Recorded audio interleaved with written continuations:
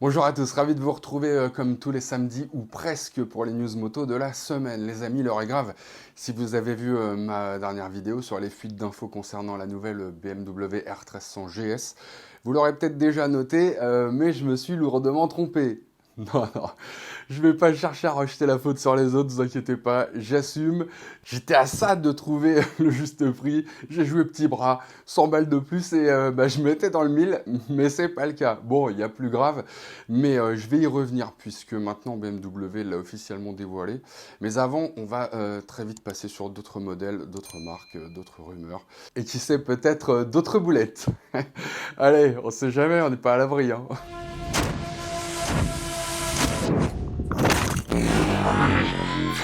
On commence avec Moto Guzzi. Alors je sais qu'il y a pas mal de fans de la V85 parmi vous, mais il y a aussi ceux de la V100 Mandello. Eh bien, on va peut-être bientôt pouvoir vous mettre d'accord, puisque la nouvelle Stelvio, annoncée de façon très claire, mais en même temps laconique, hein, l'année dernière lors du dernier salon de l'ECMA, pourrait bien être totalement visible à Milan cette année. On avait déjà vu rouler un prototype en Italie, grâce à des photos volées publiées sur le site italien modociclismo.it. Et en mai dernier, il nous avait déjà bien semblé qu'elle reprendrait au moins les codes stylistiques de la V100 Mandello. De là à imaginer que la future Stelvio allait être conçue sur la base d'une V100 Mandello, il n'y avait qu'un pas, et manifestement, à en juger par les dernières photos, là encore volé, on serait clairement sur une V100 Mandello surélevée, et pas sur un V85 TT sur lequel on aurait greffé le bicylindre en V de la Mandello. Et là, cela m'inspire deux ou trois petites choses. La première, c'est que la vocation de cette future Stelvio, c'est le touring et pas la pampa. Jante à rayon ou pas, jante de 19 à l'avant ou pas, c'est plutôt un trail routier qui est en 19 d'ailleurs à l'avant. Hein, les trails à vocation très enduro, c'est plutôt du 21, vous le savez. Et du coup, je me dis que ça laisse le champ libre à un V100 TT. C'est-à-dire un V100 au look et peut-être même à la partie cycle plus orientée baroudeur, même si le TT du V85, ça lui octroie pas non plus des qualités de franchissement délirantes, hein. Moi j'adore cette moto, voilà, j'ai souvent essayé, j'ai souvent dit que pour moi c'était le 850 GS que BM aurait dû faire. Ça monte le parpaillon, hein, vous inquiétez pas, sans trop couiner même, mais c'est pas non plus la Pampa Twin, si vous voulez. Bref, on aura certainement plus d'informations à l'ECMA cette année. On saura tout, à mon avis, sur cette nouvelle future Stelvio qui, manifestement, en termes de design, déjà, aura pas de mal à faire mieux que l'ancienne. On continue avec Suzuki qui pourrait bien nous sortir elle aussi un trail routier. Après la GSX-S 1000 GT dont vous pouvez observer les nouveaux coloris 2024 d'ailleurs derrière moi, eh bien peut-être est-il venu le temps des rires et des chants avec une GSX-S 1000 X à prononcer cross, mais enfin moi je dirais X quand même. Oui, les amis, Suzuki serait bel et bien en train de bosser sur une version surélevée de son Roadster au moteur d'hyper sportif de son hyper Roadster, si vous voulez, car oui, à titre indicatif, je vous rappelle qu'on ne parle pas d'un 103 SP Popolini guidon torsalé, mais bien d'une moto équipée d'un 4 cylindres en ligne de 999 cm3 qui te propulse avec 152 chevaux. Voilà.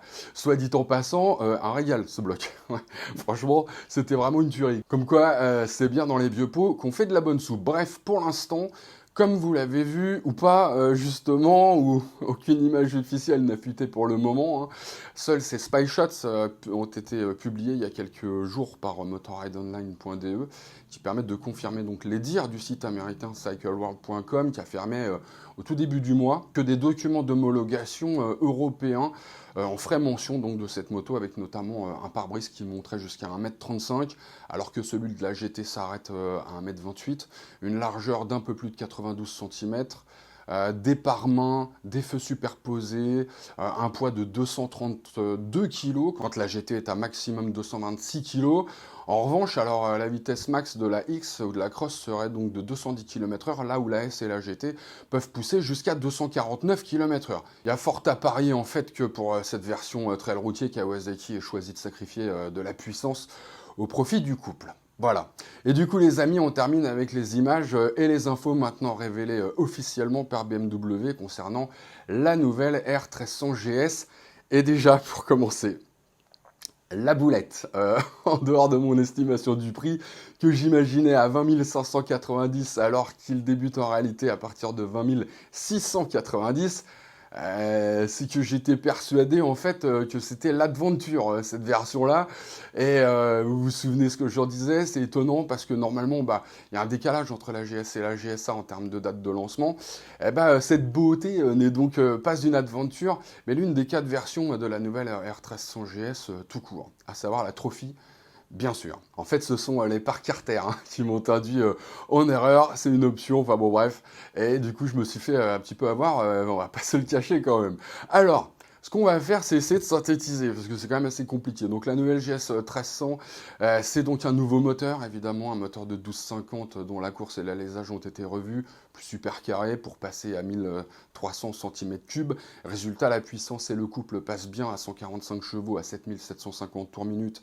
C'est donc 9 de plus que l'ancienne, et le couple à 149 Nm de couple à 6500 tours minute, un petit peu plus haut.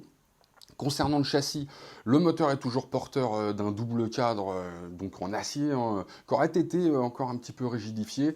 Mais concernant la boucle arrière, bon bah fini le treillis tubulaire, hein, place à une pièce en aluminium moulé, qu'à mon avis KTM n'aurait pas renié. Résultat, 12 kg de perdu sur la balance, elle passe à 237 kg. Et ça, c'est plutôt pas mal. Bon, sachant que tout le monde va l'acheter full pack, on va parler des suspensions Evo directement maintenant. Hein. Donc, suspensions qui ont encore été améliorées. Donc, pour faire un petit peu plus de retour d'informations aux pilotes, il y a aussi Dynamic ESA avec un DSA qui est possible, c'est-à-dire également donc si vous voulez, l'ajustement dynamique de la précontrainte, voilà. Tout ça, ça se complique quand même drôlement. Ça prend, si vous voulez, maintenant en compte le mode de conduite choisi, en plus, hein, pour ce durcissement de la suspension. Ça devient adaptatif. Il est possible en plus de le faire grimper de 20 mm ou de descendre de 30 mm automatiquement ou pas. On peut aussi ajouter, pour le fun, des suspensions sport qui ajoutent encore 20 mm de haut. Bon, vous sentez qu'il va y avoir beaucoup de choses, donc pour pas faire trop long, en fait, ce que je fais, c'est que je vous mets une liste d'éléments de série en option, donc qui est publiée par BMW sur son site. Mais bon, par exemple, pour les modes de conduite dynamique, Dynamic Pro, Enduro Pro, tout ça, c'est en option, comme le régulateur de vitesse adaptatif, l'assistance au changement de voie, l'alerte de collision frontale. Donc, pour vous donner une idée de la somme qu'il va falloir débourser pour avoir une R1300 GS digne de ce nom, je me suis rendu sur le configurateur et j'ai ajouté tout ce qui me semble le plus logique, en fait. Voilà, pas le coloris Trophy 719, trop sport ou trop cher. Un triple black par exemple, finition pro quand même, hein, tout full pack.